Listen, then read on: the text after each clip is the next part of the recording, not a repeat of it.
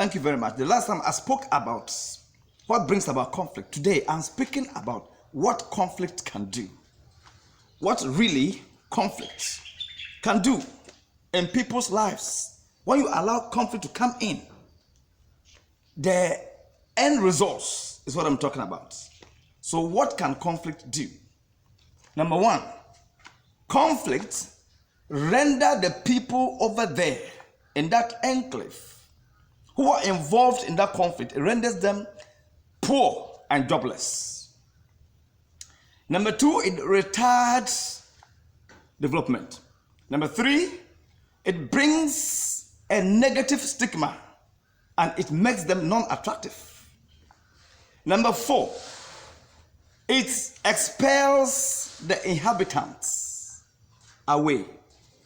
It also introduces human barriers. It creates enmity.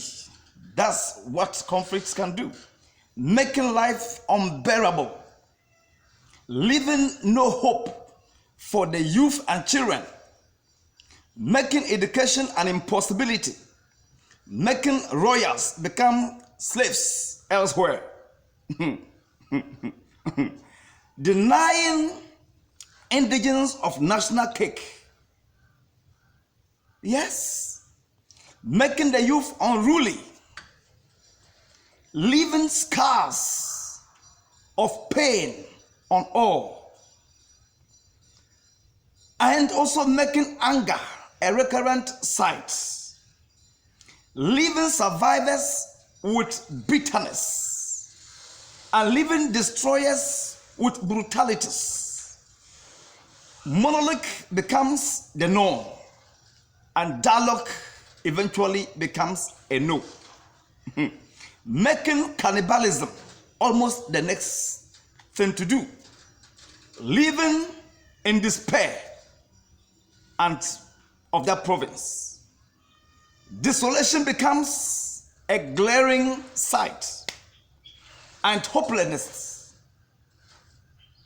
emerges. Hopelessness emerges. That is what conflict can do. So let's not allow conflict in at all. Don't give an inch to conflict. Try to agree with each other. Bury the differences, dialogue, communicate, and forgive one another. Thank you. And I bless you for listening to me.